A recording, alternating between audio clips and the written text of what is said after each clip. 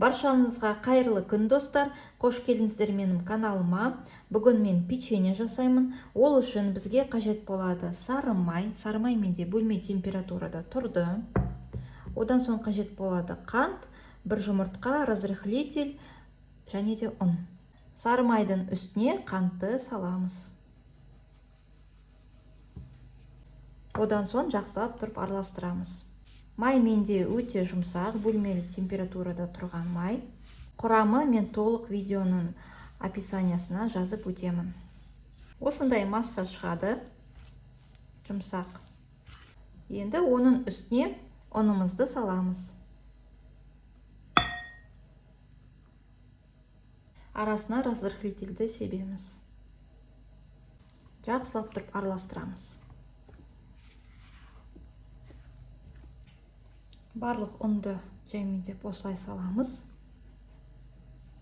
Енді осылай қолмен араластырып өтеміз. Бізде осындай песочный тесто шығуы тиіс. Енді біз бір жұмыртқа саламыз.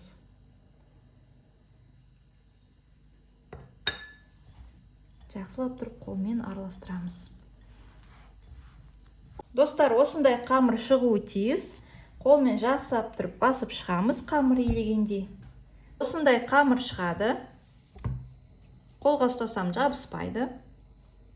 Енді осыны мен столдың үстіне 10-15 минутқа қалдырып қоямын. Печеньеге қамыр дайын. Енді осыдан печенье жасауға болады. Печенье жасалу жолдары әртүрлі. Өздеріңіз қалауынша, өздеріңіз фантазияға байланысты жасайсыздар. Яғни осындай насаткалармен жасауға болады. Осылай дөңгелетіп, әдемілеп тұрып, осы насаткалармен басып өтуге болады. Немесе мен сияқты пышақпен бөліп шығамын. Одан кейін шариктар жасаймын. Осылай мен көз мөлшерде пышақпен бөліп шығамын. Пышақпен бөліп шықтым. Енді осыны аламда мен шарик жасаймын, яғни печеньеге. Мен осылай шарик қып жасап қойдым.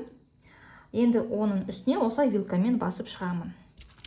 Осылай шығуы тиіс. Енді мен қызып тұрған духовкаға 180 градусқа шамамен 20-25 минут пісіремін. Осындай печенье шығады. Міндетті түрде осы рецептпен жасап көріңіздер.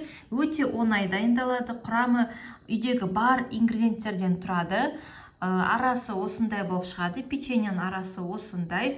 Міндетті түрде жасап көріңіздер. Видео сіздерге ұнаса лайк басып тіркелуді ұмытпаңыздар. Видеоның соңына дейін қарағандарыңызға рахмет. Ал сіздермен болған Динара. Келесі кездескенше сау болыңыздар.